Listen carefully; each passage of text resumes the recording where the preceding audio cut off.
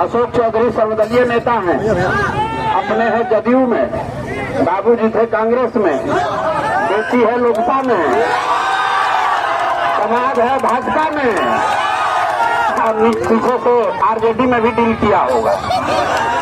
तो सर्वदलीय नेता है और 200 करोड़ रुपया का संपत्ति खरीदा। प्रेस कॉन्फ्रेंस किए तो हमको धमकी दिया कि हम मानहानि का मुकदमा कर देंगे। अब 10 दिन के बाद डर के मारे कह रहा है कि ना अब मुकदमा नहीं करेंगे, अब जनता की अदालत में जाएंगे। तो जनता की अदालत में भाई साहब आए हैं बरबीघा में और अभी हम घुसे हैं तो लोग कह रहा भैया बहुत पैसा बांट रहा है।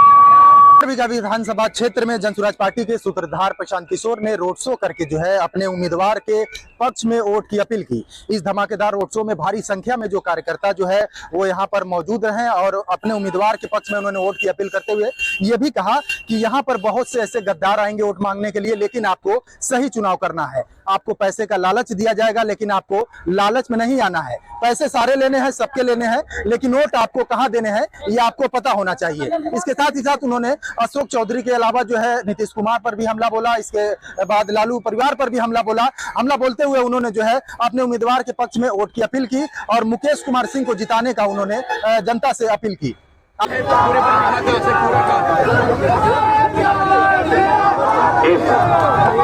इस राज्य में अगर कोई व्यक्ति किसी की आत्मा बिहार में बेहतर विकल्प के लिए सबसे ज्यादा बिहार की स्थिति से जो सबसे ज्यादा चिंतित होगी, बिहार में जो बेहतर विकल्प की परिकल्पना या चाहत रखने वाले जो लोग हैं उसमें श्री बाबू सबसे ऊपर होंगे। इसलिए क्योंकि जब श्री बाबू यहाँ थे तो बिहार देश के 10 सबसे अच्छे राज्यों में बिहार की गिनती होती थी और आज बिहार देश का सबसे गरीब, सबसे पिछड़ा, सबसे ज्यादा निरक्षर, सबसे ज्यादा बेरोजगारी और पलायन वाला राज्य है। तो श्री बाबू की यहाँ प्रतिमा है, नेता लोग आते हैं, हम लोग भी आए हैं यहाँ, पहले माल्यार्पण किया है। उससे नहीं होगा, श्री बाबू की को असली श्रद्धांजलि तब होगी जब बिहार के लोग बिहार की स्थिति को सुधारने के लिए अपने जाति, धर्म, नाली गली 500 रुपया का लालच छोड़कर हिंदू मुसलमान न बनकर अपने बिहार के बेहतरी के लिए, अपने बच्चों के लिए, अपने बच्चों के पढ़ाई रोजगार के लिए वोट देंगे। बिहार की स्थिति सुधरेगी तो उसी से श्री बाबू को असली श्रद्धांजलि दे उसी को माना जाएगा। यहाँ आकर प्रतिमा पर माला डालने से जितना यहाँ पर एक से एक बड़ा चोर है वो पहले आकर माला डालता है। अभी हमको कोई बताया कि यहाँ एक पुराने नेता हैं, नीतीश कुमार सरकार का सबसे भ्रष्ट मंत्री। कौन है? नीतीश कुमार सरकार का सबसे भ्रष्ट मंत्री अशोक चौधरी। हम डरते नहीं हैं, हमको सर्वदलीय नेता है। ये अशोक चौधरी सर्वदलीय नेता हैं, अपने हैं जदयू में, बाबूजी थे कांग्रेस में, बेटी है लोकसभा में, समाज है भाजपा में, और पीछे से आरजेडी में भी डील किया होगा। तो सर्वदलीय नेता है और 200 करोड़ रुपया का संपत्ति खरीदा। प्रेस कॉन्फ्रेंस किए तो हमको धमकी दिया कि हम मानहानि का मुकदमा कर देंगे।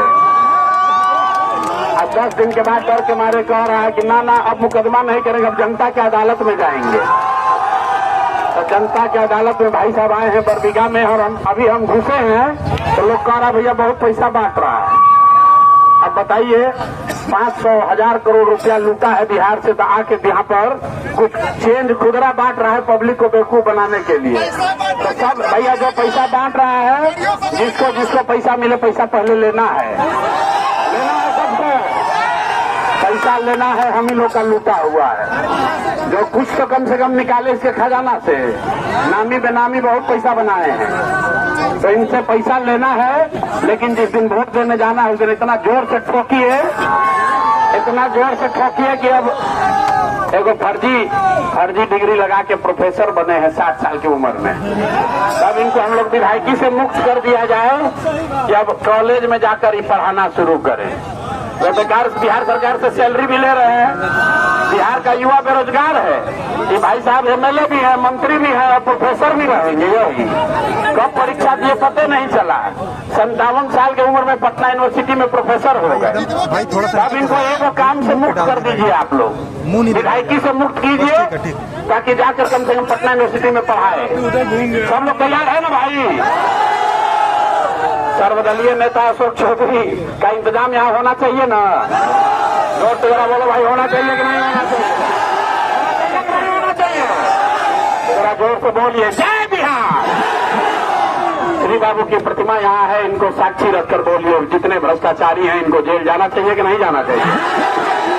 तो जन ने कहा है जैसे व्यवस्था बनेगी 2 ही काम पहले होगा। 14 के बाद कोई लड़का 10-12 हजार रुपए की मजदूरी के लिए बिहार से बाहर, तो बोलो बिहार से बाहर। और जो 100 सबसे भ्रष्ट नेता और मंत्री हैं, इनको कहाँ होना चाहिए? जेल में होना चाहिए ना? होना चाहिए ना? तभी हम लोग आके फिर से श्री बाबू को प्रतिमा को माला चढ़ाएंगे। इस सबका उपाय होना पूरा जरूरी है। तो बरबीघा की धरती से श्री बाबू को श्रद्धांजलि दीजिए, अच्छे आदमी को जिताकर भेजिए, जो अच्छा लगे उसको जिताओ। हम कैंडिडेट के लिए, पार्टी के लिए वोट नहीं मांगते हैं। जो सबसे स्वच्छ छवि का अच्छा आदमी खड़ा है उसको जिताइए। गलत आदमी नहीं जीतना चाहिए। जन स्वराज जीते या न जीते, अच्छा आदमी जीतना चाहिए, बिहार का आदमी जीतना चाहिए। सब सहमत है ना भाई? किसी भी दल का जो सबसे अच्छा आदमी है उसको वोट दीजिए। अगर जन स्वराज का प्रत्याशी गलत है तो उसको भी हराइए। देश में कोई नेता ये कह नहीं सकता है। अगर जन स्वराज से अच्छा प्रत्याशी है उसको वोट दीजिए। याद रखिए, जन स्वराज जीते या न जीते, बिहार जीतना चाहिए, आपका भविष्य जीतना चाहिए, आपके बच्चे जीतने चाहिए। और वो तब होगा जब अच्छा आदमी जीत कर जाएगा बरबीघा से। सब लोग सहमत हैं? सब लोग सहमत है भाई? तो पूरी ताकत से बोलिए, जय बिहार। तो सर्वदलीय नेता का कुछ असर होगा यहाँ बरबीघा में? होगा। अरे उनको आवाज जाना ना चाहिए यार, खर्चा है। बिहार से बहुत लूटा है तो आप लोग के जिम्मे कुछ वसूल लीजिए। आप लोग सबको मिल के वसूलिए। जी अशोक चौधरी ने कहा है 200 प्लस सीटें जीतेगी एनडीए। कितना? 200 प्लस। सुनिए, अशोक चौधरी ने कहा है 200 प्लस सीट जीतेंगे। उनको 200 से नीचे इसको आदमी को समझे में नहीं आता है। संपत्ति का भी घोटाला किया तो 200 करोड़ का संपत्ति खरीदा है। बिहार की गरीब जनता खाने के लिए तरस रही है। 10,000 के लिए बच्चा सब जाके बाहर मजदूरी कर रहा है। पटना अकेले में 200 करोड़ का संपत्ति खरीदा है। बताइए, अगर 200 सीट जीतेंगे, बिहार की जनता इतना बुर्बक है? शाम चुपचाप पैसा लेना है और जाके नीचे बदलाव का बटन दबाना है। बिहार में बदलाव होना चाहिए कि नहीं होना चाहिए? होना चाहिए ना भाई? हो गया, फिर क्या चिंता? अखिलेश यादव ने Asif Khan, news for nation, Baghbira Vidhan Sabha, Sheikhpura.